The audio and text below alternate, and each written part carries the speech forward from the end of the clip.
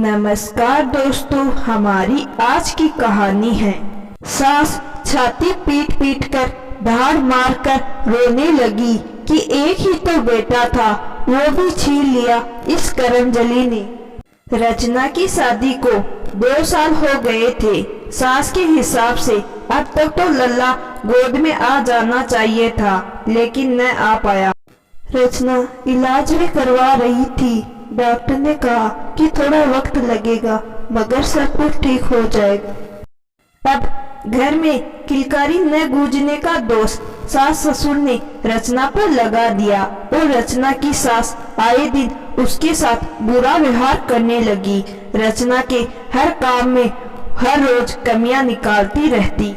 अगर अतुल रचना की साइड लेकर माँ को कुछ कह देता तो माँ छाती पीट पीट कर धाड़ मार कर रोने लगती कि एक ही तो बेटा था, वो भी छीन लिया इस करमजली ने। रचना ने रोज के इस नाटक से बचने के लिए प्राइवेट जॉब की ख्वाहिश जताई तो ससुर ने अपनी आन का हवाला देकर किनारे हो गए। अतुल ने दिलासा दिया कि वो रचना को जॉब करवाएगा, वो परेशान न हो। रचना अतुल के प्यार की वजह से सब ताने सब बातें सह जाती, पर पिछले कुछ दिनों से पानी सर के ऊपर चढ़ चुका था। अब ये हालात रचना के बर्दाश्त के बाहर थे।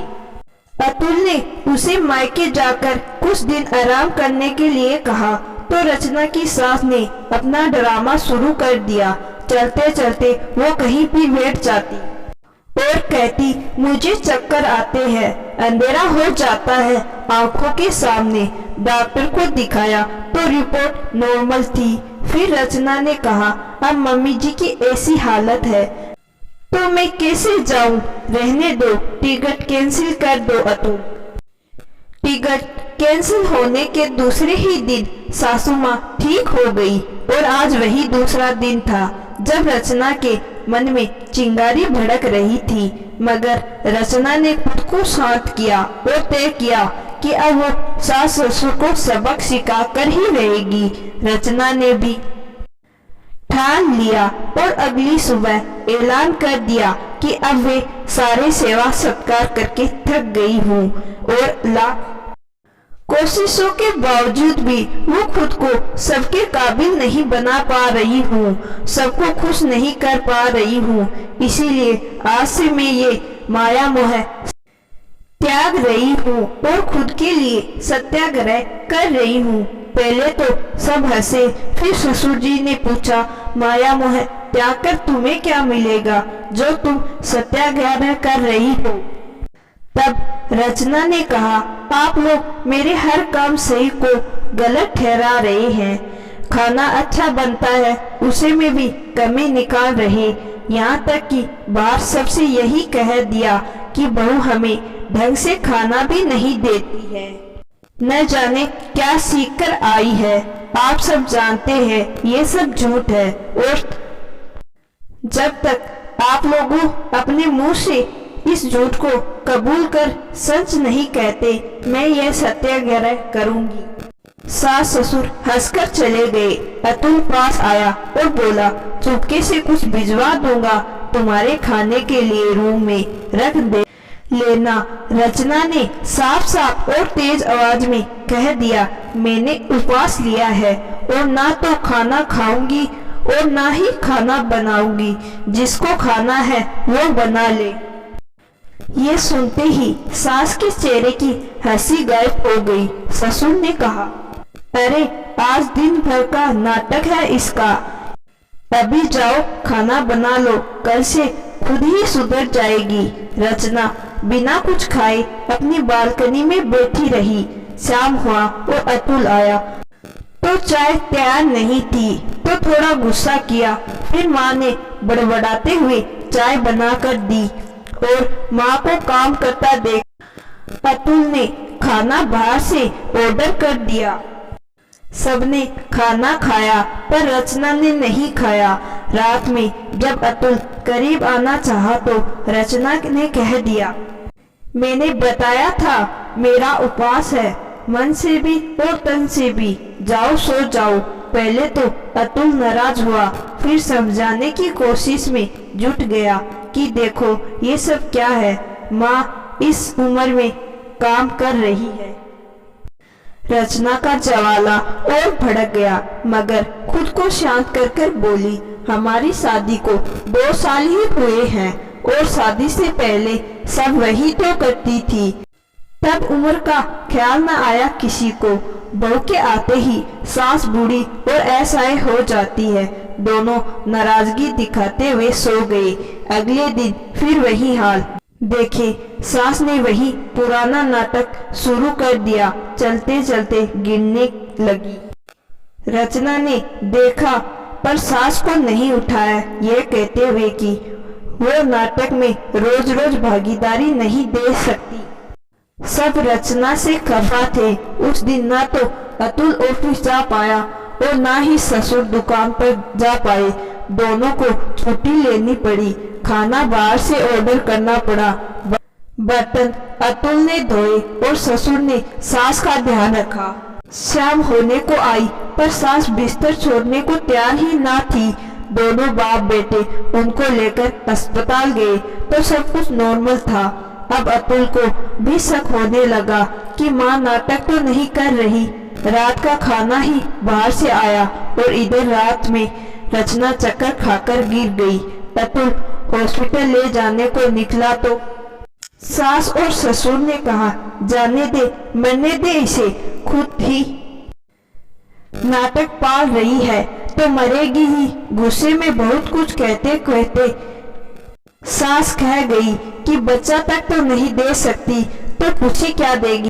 अतुल अपने माँ बाप की बात सुनकर हैरान रह गया और बस इतना ही कहा कि माँ अगर इसको नाटक करना होता तो चुपचाप कमरे में ही कुछ खाती रहती।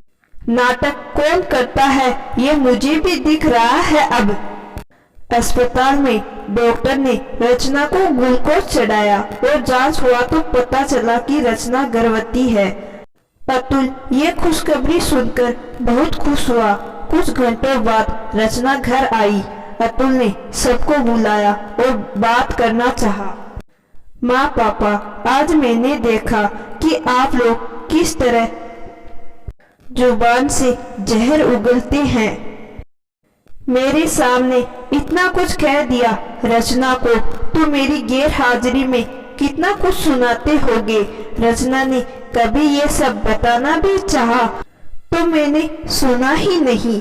2 दिन से बिना खाए वो बेहोश हो गई तो आप लोगों ने कहा उसे मरने दो। क्या मुझे भी ऐसे मरने देते? माँ, नाटक तो तुम कर रही हो आज भी कि और न जाने कई बार कर चुकी हो। क्या बिगाड़ा है रचना ने?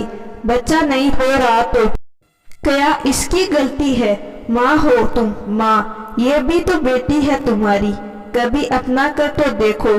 देखो इसका चेहरा, इसकी आंखें, जरा सा प्यार ही तो मांग रही है। रचना की बड़बड़ाती आंखें झलक गई। ससुर को अपनी बात का पछतावा हुआ। उन्होंने कहा, हमने बहू की कदर नहीं की, यहाँ तक कि खाना भी हमेशा हिसाब से बनाती, पर हमने इसको बुरा ही करते रहे। माफ कर दो बेटा। रचना ने हाथ जोड़कर कहा, आप माफी न मांगिए, बस इस घर को मेरा भी रहने दीजिए और मुझे भी प्यार व सम्मान का हक दे दीजिए। सास वहां से उठकर चली गई तो ससुर ने कहा, तुम कहाँ चल दी? सब तुम्हारा ही किया धरा है। तुम यूं कान न भरती तो ये सब ना होता। सास कुछ न कहा। रचना भी आस भरी आंखों से सास को देख रही थी। तभी सास चाय लेकर आती है रचना के लिए और कहती है, रचना सच यही है कि हमने तुम्हें कभी अपना समझा ही नहीं। अगर समझते तो ऐसा तो न करते। अपने दोस्तों से बातों में बहुओं की बुराई ही सुनती आई हूँ। वही छवि तुम्हारी भी बना बैठी थी। कभी सोचा ही नहीं कि तुम सगी बेटी की तरह हमारा कितना ख्याल रखती हो। अच्छा जाने दो, बच्चा नहीं हो रहा तो कोई बात नहीं। गाँव में दोस्तों के बहकाव में आ गई थी कि तुम बांझ हो, लेकिन कोई बात नहीं, अब हम सब एक दूसरे के लिए काफी हैं। सास की बात सुन रचना फफक फफक कर रोने लगी। तभी अतुल ने कहा, जरा कम रो और चलो कुछ खा लो, वरना पेट में आ रहा नन्हा मेहमान नाराज हो जाएगा। सभी अजरत से अतुल को देखने लगे। तब अतुल ने सबको खुशखबरी सुनाई कि रचना माँ बनने वाली है। खुशी के मारे रचना के नैन और बहने लगे और सास ने खुशी से रचना को आराम करने के लिए कहा और खाना बनाने चली गई। रचना ने मदद करना चाहा तो रचना का माथा चूमकर बोली, आज नहीं, कल से साथ में काम करेंगे। अक्सर कई घरों में देखा होगा, जब कोई औरत के बच्चा न होने पर सास ससुर उसके साथ बुरा बर्ताव करते हैं। तो दोस्तों, आज की कहानी आपको जरूर पसंद आई होगी। कहानी पसंद आई है तो कहानी को लाइक और चैनल को सब्सक्राइब जरूर करिएगा। धन्यवाद।